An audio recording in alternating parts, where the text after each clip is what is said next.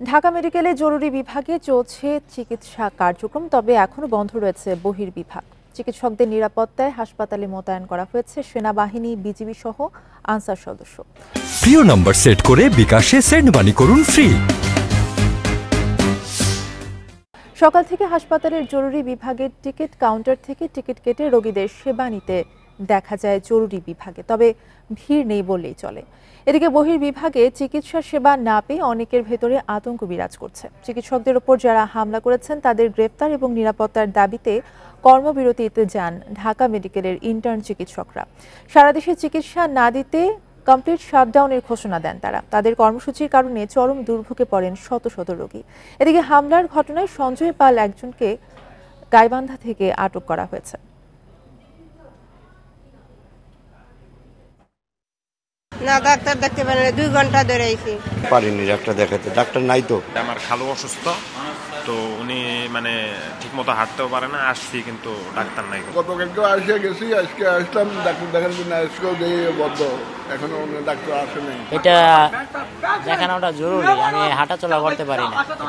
Doctor না আসলে operation কে করবে? কালকে যাইয়া দেখি ওয়ার্ডে একটা মেয়েকে নেওয়া হয়েছে, সব পোশাক আশাক পয়রা নেওয়া হয়েছে, কিন্তু ডাক্তার নাই। ঢাকা মেডিকেলের বর্তমান পরিস্থিতি নিয়ে জানাতে যুক্ত হচ্ছেন সহকর্মী হাসান মিসবা। জরুরি বিভাগ চালু হলেও কিন্তু বহির্বিভাগ এখনো বন্ধ রয়েছে। যারা চিকিৎসা নিতে আসছেন সেসব রোগীরা কি বলছেন এবং এই কর্মবিরতি আসলে কতদিন পর্যন্ত চালাবেন বলে জানিয়েছেন চিকিৎসকরা?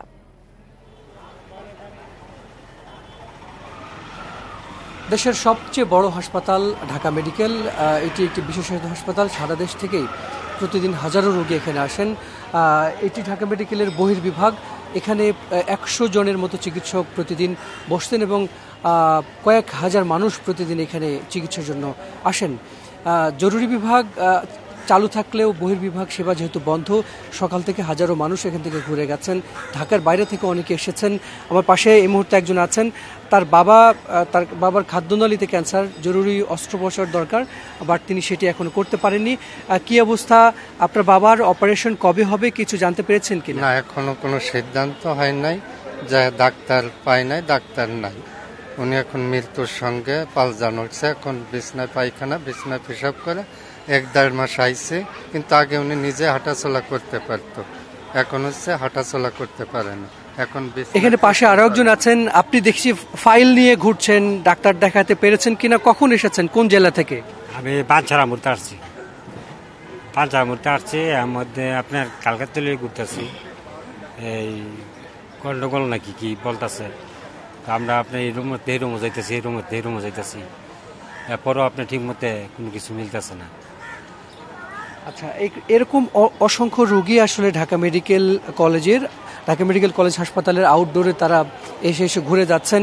মূলত এই জায়গাটিতে ঢাকা মেডিকেল আউটডোরের বাইরের অংশ। এখানে এমন একটা অবস্থা থাকে যে রোগীরা, হাজারো রোগী এখানে আসলে পা ফেলার উপায় থাকে না। তো আজকে এই মুহূর্তে এই জায়গাটিতে কিন্তু তুলনামূলক ভিড় কম, অর্থাৎ যেহেতু চিকিৎসকরা নেই, সেই কারণে মূলত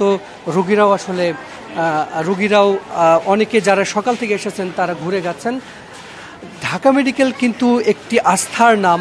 ঢাকা মেডিকেলে অনেক রোগী মেঝেতে চিকিৎসা নিয়েও যে সুন্দর চিকিৎসাটি পান এবং ভরসার জায়গা ঢাকা মেডিকেল, সেই ভরসায় এখানে হাজারো মানুষ আসেন।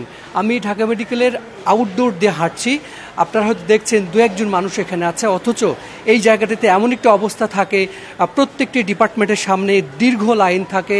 রোগীরা সেবার জন্য এখানে আসেন, তারা দীর্ঘ সময় অপেক্ষার পরও ঢাকা মেডিকেলের সার্ভিসটি নিয়ে, চিকিৎসা নিয়ে তারা কিন্তু পরিতৃপ্ত। সব মিলিয়ে যে আন্দোলনের ইস্যুটি সামনে এসেছে, চিকিৎসকদের নিরাপত্তা, এখানে দুটি বিষয়ই গুরুত্বপূর্ণ। এক, রোগীদের ভোগান্তি হচ্ছে, কোনো সন্দেহ নেই। পাশাপাশি চিকিৎসকদের নিরাপত্তাও কিন্তু নিশ্চিত করতে হবে, কারণ আমরা দেখেছি যে বাংলাদেশের আগেও অনেকগুলো ঘটনা ঘটেছে, চিকিৎসকরা হামলার শিকার হয়েছেন, মারাত্মকভাবে তারা আহত হয়েছেন। সেই বিষয়গুলোর বিচারের বিষয়টি কিন্তু খুব গুরুত্ব সহকারে অনেক সময়ই দেখা হয়নি। তবে ঢাকা মেডিকেলে 3 দফা যে চিকিৎসকরা হামলার শিকার হয়েছেন, সেটি আসলে কোনোভাবেই কাম্য নয়। কারণ ছাত্র জনতার আন্দোলনে এই ঢাকা মেডিকেল ছিল ভরসার জায়গা, তারা চিকিৎসা দিয়েছেন। তবে এই 3 দফা হামলার ঘটনায় একজন সন্দেহভাজনকে গ্রেপ্তার করা হয়েছে। চিকিৎসকরা বলছেন তাদের নিরাপত্তাটি নিশ্চিত করবার পরই তারা মূলত তাদের কর্মবিরতি বা আন্দোলন প্রত্যাহার করবেন। হাসান মিসবাহ জানাচ্ছিলেন ঢাকা মেডিকেল থেকে সেখানকার সবশেষ পরিস্থিতি।